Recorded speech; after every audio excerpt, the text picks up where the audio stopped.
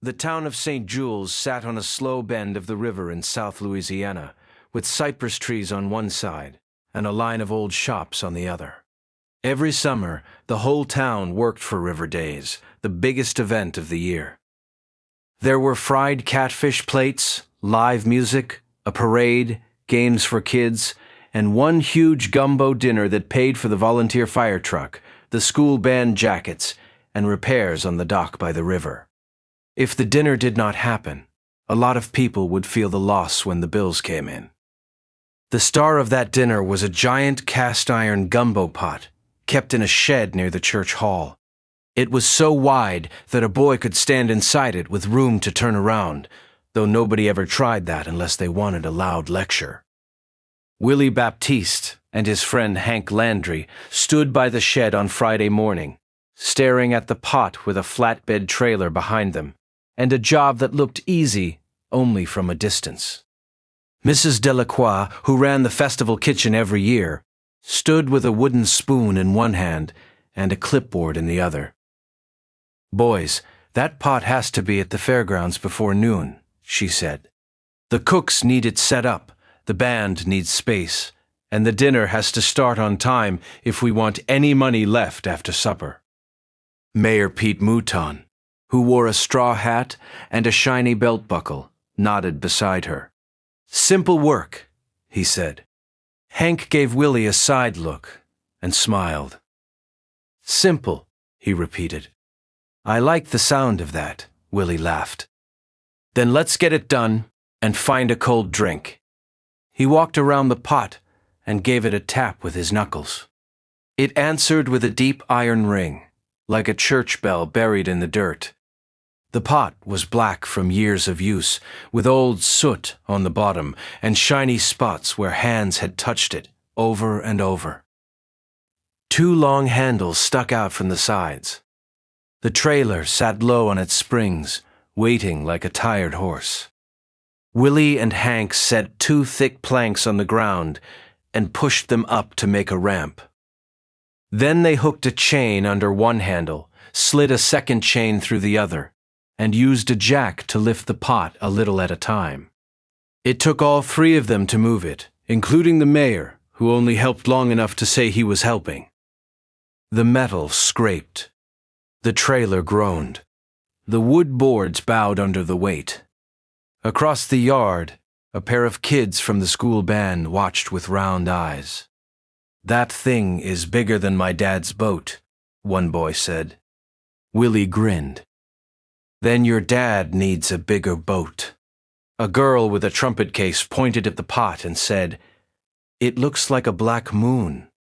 "A moon that smells like onions and shrimp," Hank said, because the cooks had already started the seasoning in a smaller kettle nearby. The smell of garlic, pepper, and onions drifted out into the warm air and made every person close by think about supper. By late morning, the pot was chained tight on the trailer. Willie checked the links twice. Hank checked them once, then checked them again, because Willie gave him a look. The truck pulled forward, and the flatbed started down the river road toward the fairgrounds. The road ran past the bait shop, the feed store, and a row of small houses with porches and flower pots. The river flashed through the trees in quick, bright pieces. A radio somewhere played a country song so soft that Willie could almost hear the crank of the truck engine over it. For a while, everything went fine. The trailer rattled. The pot sat still. Willie kept one hand on the side gate and one eye on the road. Hank drove slow, with his jaw set and his shoulders high. "See?" he said.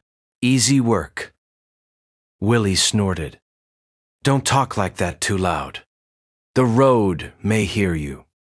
A minute later, the road dipped toward a low hill, and a pothole opened in front of them, like a brown hole in the dirt. Hank tried to steer around it, but the trailer wheel hit the edge anyway. The whole load gave a hard jump. Willie felt the chain under his hand go slack, then snap tight again. There was a sharp ping. The left chain slipped loose. Hank, Willie said, but the rest of the sentence never got out. The pot slid sideways, bounced against the trailer rail, and dropped to the road with a heavy clang that shook dust from the trees. It rolled once, slow as a barrel, and then picked up speed. Then it rolled faster. Then it rolled like a black thunderstorm with a mind of its own. "Oh no," Hank said. "Oh yes," Willie muttered, because now the pot was already heading downhill. He and Hank ran after it. Leroy Boudreau, who had been driving a truck behind them with sacks of onions for the cooks, blew his horn so hard that 2 pigeons flew up from a fence. The pot passed the bait shop, where Mr. Bell stood on the porch with a fishing pole in one hand and his mouth open. It rolled by Mrs. Thibodeau's flower stand and sent 3 marigold pots spinning into the grass. It bounced past a lemonade table, where a little boy dropped his cup and stared as if he had just seen a round black bear on wheels. "Stop that pot!" Mrs. Delacroix yelled from somewhere behind them.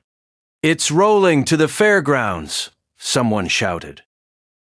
Willie did not need to be told. He could already see the bandstand at the bottom of the hill, sitting in the center of the fairgrounds like a target. The band was tuning up there, and the sound of trumpets and drums rose above the noise of the festival. Mr. Calhoun, the band leader, stood on the stage with his arms spread wide as he tried to line up the musicians. The pie booth was open.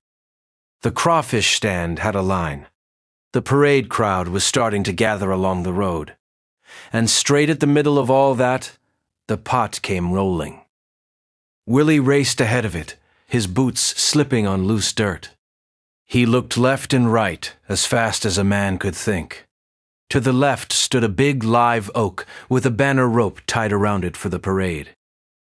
To the right sat a stack of feed sacks from the 4-hour booth. Behind him, Hank was still chasing, red in the face and waving both arms. Willie pointed to the oak. "Hank, get the truck across the road. Cut it off." Hank made a hard turn and almost skidded into a ditch, but he got the truck around and slammed it crosswise across the narrow lane near the fairgrounds. Willie grabbed the banner rope tied to the oak. It was thick and rough, the kind of rope used to hold a float in a strong wind. He pulled until the knot gave. Then he ran ahead of the rolling pot, circled the tree once, and threw the free end across the road. The rope landed in a dusty line, just as the pot came near. One handle caught it with a hard jerk. Willie felt the pull in both arms at once. He was yanked off his feet and slid through the dirt on one boot, then the other. For one wild second, he thought the rope might pull him clear across the fairgrounds. He dug his heels in, wrapped the rope around his left arm, and leaned back with all his weight. Hank saw what was happening and shouted from the truck, "Hold on, Willie!" "I am holding on," Willie yelled back. The rope stretched tight as a wire. The pot swung sideways, scraping through a patch of grass and leaving a dark trail in the dirt. It still wanted to roll forward, but now it had to fight the rope and the truck, and Willie all at once. Willie saw the stack of feed sacks again and had one more thought. "Hank," he shouted, "back the truck up a little. Pull it tight." Hank jumped into the cab, put the truck in reverse, and eased it back, until the rope pulled so hard it made a low humming sound. The pot slowed, bounced once, and veered toward the feed sacks. Then it slammed into them with a huge whump that shook the ground. A cloud of flour and dust burst into the air like a white fog. For a moment, nobody could see a thing. Willie coughed and waved his hand in front of his face. Hank coughed too. People at the fairground shouted and ducked, and the band on the stage went silent in the middle of a note. When the dust settled, the pot was stuck halfway in the feed sacks, tipped just enough to stop it from rolling. It sat there like a black moon sunk in snow. Then the crowd cheered. Not a small cheer, either. It was a giant cheer, the kind that starts in one place and rolls across a whole field. Kids jumped up and down. The trumpet players laughed so hard they had to lower their instruments. Mr. Calhoun took off his hat and stared at the pot as if it had done the trick on purpose.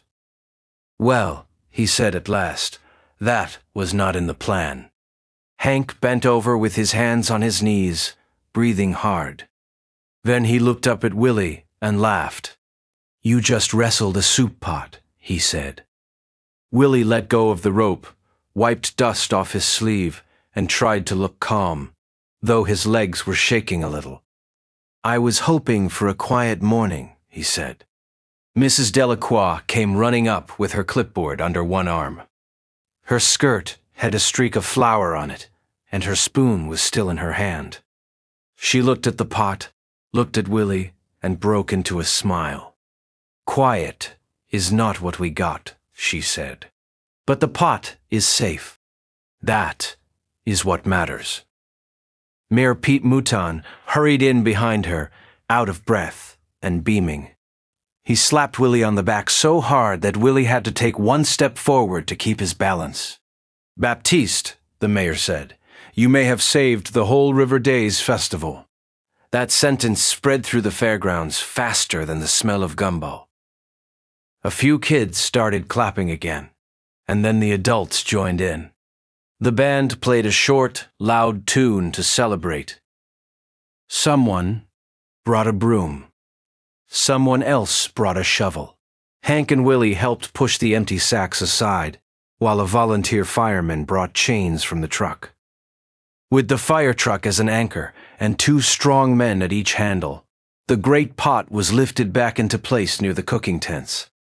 By the time the sun dropped low, the cleanup was done. The road had been swept. The trailer had been fixed. The dent in the pot looked no worse than an old scar. In the kitchen tent, cooks poured in oil, onions, peppers, garlic, chicken, sausage, shrimp, and okra. The first stir of the gumbo sent a rich smell through the fairgrounds and out toward the river. People in line leaned in and smiled. They knew the dinner was going to happen after all. The parade started just after sunset. Floats rolled past with paper flowers and bright ribbons. Little kids marched with flags. The school band, which had nearly lost its stage, now played louder than ever. Trumpets shone in the last orange light. Drums beat out a quick, proud rhythm. Along the levee, people waved and called out to friends and family they had known all their lives. Willie stood near the gumbo tent with Hank and watched the line of people move forward, bowl by bowl. His shirt was dirty. His boots were muddy. A white stripe of flour still ran across one sleeve where the sack cloud had caught him. Mrs. Delacroix handed him the first bowl on a paper plate and pushed it into his hands. "You earned it," she said. Willie took one spoonful and smiled. The gumbo was hot and rich, full of the kind of flavor that makes a person slow down and keep eating. He looked out at the fairgrounds, the bandstand, the parade, the river, and the dark pot standing safe and ready under the lights. The whole town was laughing, talking, eating, and counting money for a good cause. Nothing had been lost. In fact, the festival felt bigger now, as if the whole town had helped pull it back from the edge. Mayor Pete raised his voice so the crowd could hear him. "Folks," he said, pointing at Willie, "this man handled the biggest kitchen mess in parish history." The line went around St. Jules faster than the river current. By the end of the night, some people said Willie had stopped the pot with one hand.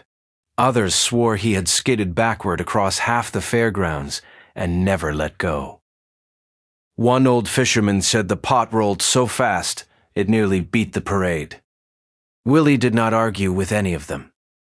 He just ate his gumbo, listened to the band play on into the warm Louisiana night, and watched the giant pot sit there like it had never caused trouble at all.